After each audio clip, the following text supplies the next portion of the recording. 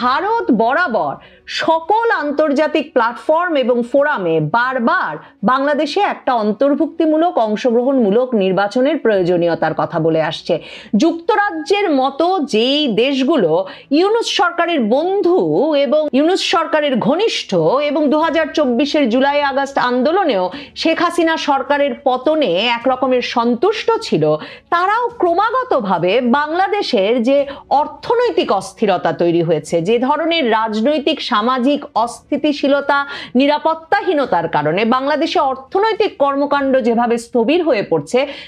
তাদের যেসব বিনিয়োগ আছে বাংলাদেশে সেসব নিয়ে শঙ্কিত হয়ে উঠছে। এবং তাদেরও একমাত্র দাবি ছিল কমনওয়েলথ মহাসচিবের কাছে যে বাংলাদেশে এমন একটা নির্বাচন হওয়া জরুরি, যেই নির্বাচনের মাধ্যমে একটা এমন নির্বাচিত সরকার ক্ষমতায় আসবে